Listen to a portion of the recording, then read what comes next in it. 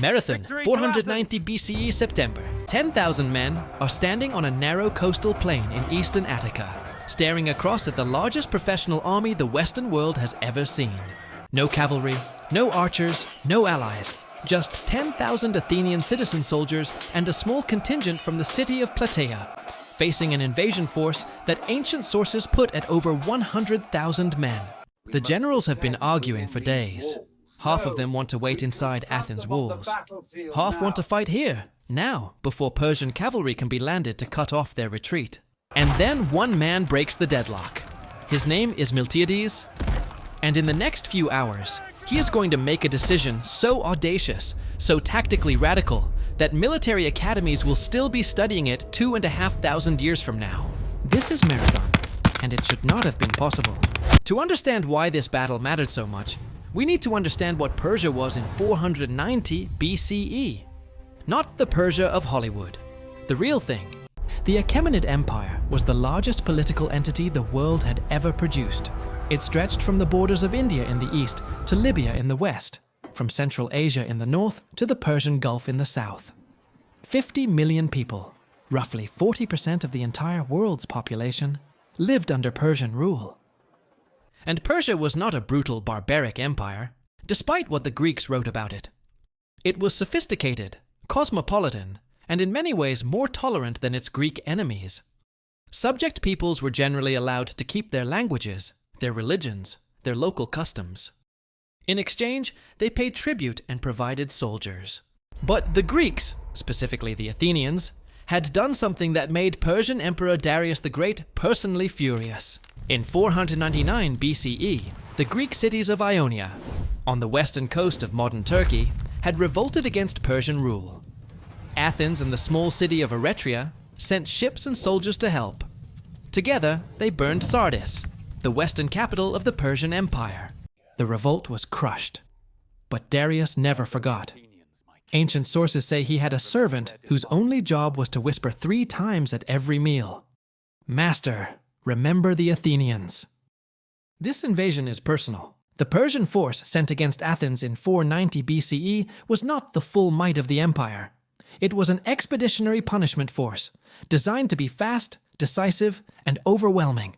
It was commanded by 2 generals, Datis, a Median officer of proven competence, and Artaphernes, the nephew of Darius himself, whose presence signaled the personal nature of this campaign. The Persian army included archers, among the finest in the ancient world. Persian composite bows could send a heavy arrow over 150 meters with enough force to punch through light armor. Their archery was so feared that the phrase "Persian arrows" became shorthand for unstoppable death. They had cavalry, fast, mobile, deadly. The plains of Marathon were initially chosen by the Persians, specifically because the terrain suited their horsemen. And they had the immortals, the 10,000 elite royal infantry, who formed the unbreakable core of every Persian army. Against all of this, Athens could field roughly 9,000 hoplites, heavy infantry citizen soldiers. Plataea, their only ally who showed up, sent perhaps 1,000 more. But here is what the numbers don't tell you. The Greek hoplite was not a professional soldier in the Persian sense. He was a citizen who owned enough property to buy his own armor. And that armor was a game changer. The full hoplite panoply, helmet, breastplate, greaves, shield, spear, and short sword, weighed roughly 30 kilograms. But it was almost impenetrable by the weapons most Persian infantry carried. The phalanx formation multiplied this advantage geometrically. 8 men deep, shields overlapping, spears projecting forward. The phalanx presented a wall of bronze and iron that was genuinely terrifying to face. Every soldier protected the man to his left. Every soldier depended on the man to his right. The Persian infantry, by contrast, carried wicker shields, good against arrows, terrible against spear thrusts. Their swords were shorter, their armor was lighter. In an archery duel at distance, they were deadly. In brutal close quarters, pushing and stabbing, they were significantly disadvantaged. Miltiades knew all of this. He had served in the Persian army. He understood exactly where the Persian system was strong, and exactly where it broke down. For 8 days, the 2 armies faced each other across the plain of Marathon, and nothing happened. This is where the story gets genuinely dramatic, because Athens had a democratic system, and the 10 generals commanding its army each had an equal vote, and they were almost perfectly split. 5 generals wanted to fight at Marathon immediately, before the Persians could land their cavalry further south and threaten Athens directly. 5 generals wanted to retreat behind Athens' walls and wait for help from Sparta, who were on their way, but had explained they were currently in the middle of a religious festival and couldn't march until the full moon. The deciding vote belonged to a civilian official called the Polemarch, the war archon, a magistrate rather than a military man. His name was Callimachus, and he would cast the vote that determined the fate of Athens.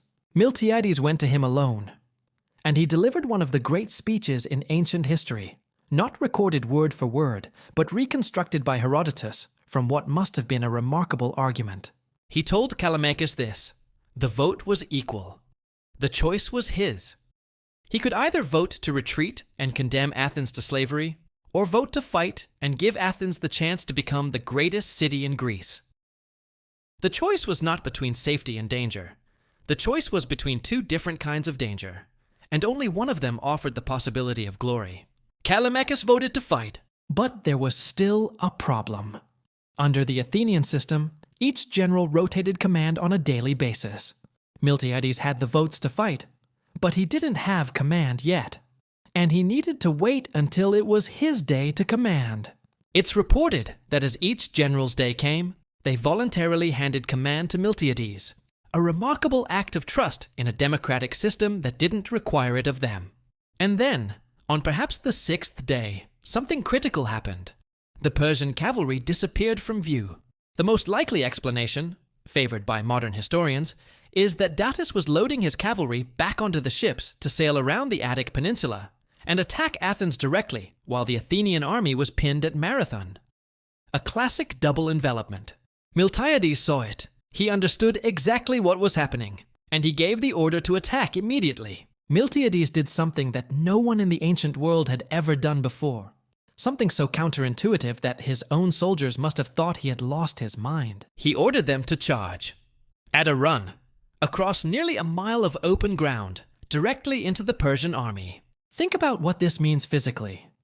Full Greek armor weighs 66 pounds. A mile is 1,600 meters. These men, farmers, craftsmen, potters, ran the entire way at combat speed, in leather sandals, in bronze breastplates, under the September Attic sun. Why did Miltiades order a charge? Because Persian archery was devastating at range, but almost useless in the final few meters before contact. The archers needed time and distance to pour arrows into an advancing enemy. A charge at full sprint compressed that lethal window to almost nothing. Persian arrows fell among the running Greeks. Men stumbled and fell. But there was no time to stop, no time to slow down. The line maintained its formation, barely, and kept running. And then they hit. But Miltiades had set another trap. His line was longer than the Persian line, stretched thin to prevent encirclement, and he had deliberately weakened his center and strengthened his wings. This was deliberate. His strongest troops, the Athenians from the most prestigious tribes, were on the wings. The center was thin, perhaps only 4 ranks deep instead of the usual 8.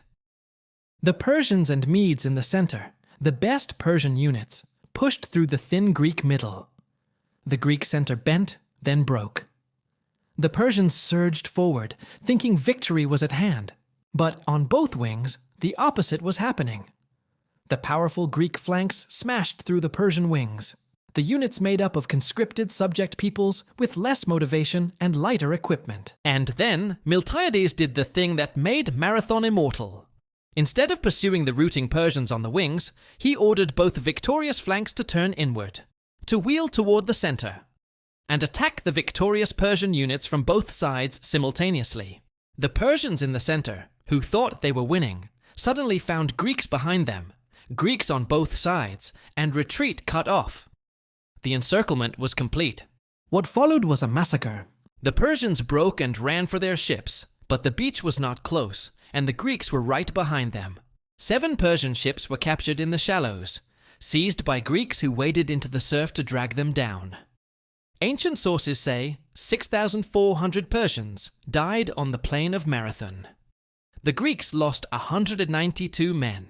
192 against 6,400. Those numbers are almost impossible to process. But they are what Herodotus records, and modern archaeology, the burial mound at Marathon, confirms a small Greek burial consistent with the ancient count.